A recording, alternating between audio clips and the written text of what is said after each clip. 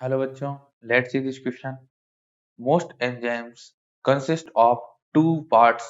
These two parts are option A enzyme and substrate, option B enzymes and coenzyme, option C apoenzyme and enzyme, option D apoenzyme and prosthetic group. तो enzymes की जब भी बात आए तो आप लोगों को जो है एंजाइम के जो पार्ट्स होते हैं उनका क्लियर जो है पता होना चाहिए।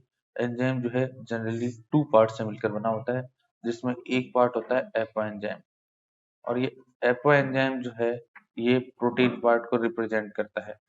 इसके अलावा दूसरा जो पार्ट होता है वो होता है कोफैक्टर, और कोफैक्टर जो है उसमें तीन समूह हो सकते हैं। ये प्रोस्थेटिक समूह के रूप में हो सकता है, प्रोस्थेटिक ग्रुप के रूप में पाया जा सकता है, या फिर ये कोएंजाइम के रूप में पाया जा सकता है, कोएंजाइम के रूप में पाया जा सकता है, या फिर ये मेटल आयन के रूप में पाया जा सकता है। तो ये तीन संभावनाएं होती है।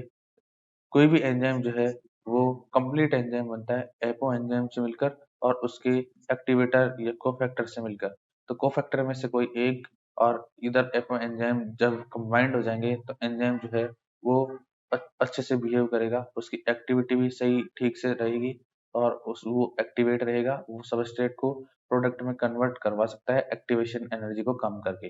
तो यहाँ पर देखिए, यहाँ पर जो है इनमें से जो भी पार्ट आएगा मोस्टली होलो एंजाइम में एपो एंजाइम और को एंजाइम होते हैं।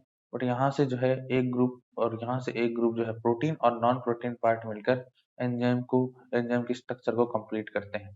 तो यहाँ पहले ऑप्शन में दिया हुआ एंजाइम एंड सबस्ट्रेट, तो एंजाइम और सबस्ट्रेट मिलकर एंजाइम सबस्ट्रेट कॉम्प्लेक्स बनाते हैं, ना कि कंप्लीट एंजाइम बनाते हैं।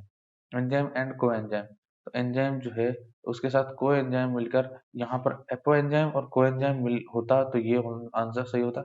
Option C apo enzyme and enzyme, तो यहाँ एपो एंजाइम लिखा हुआ है और यहाँ एंजाइम लिखा हुआ है, तो एपो एंजाइम के साथ साथ जो है नॉन प्रोटीन पार्ट मेंशन होना चाहिए था, जो कि इस ऑप्शन में भी नहीं है। ऑप्शन डी की बात करें Oppo enzyme plus prosthetic group, तो यहाँ पर यहाँ से प्रोटीन पार्ट और यहाँ से नॉन प्रोटीन पार्ट में से प्रोस्थेटिक ग्रुप है। तो ये क्वेश्चन जो ये ऑप्शन जो है एकदम सही है। एंजाइम का मोस्ट ऑफ एंजाइम जो है एपो एंजाइम और प्रोस्थेटिक ग्रुप से मिलकर बनते हैं। तो दिए गए क्वेश्चन में ऑप्शन डी राइट आंसर है। ऑप्शन डी राइट आंसर है। Best of luck.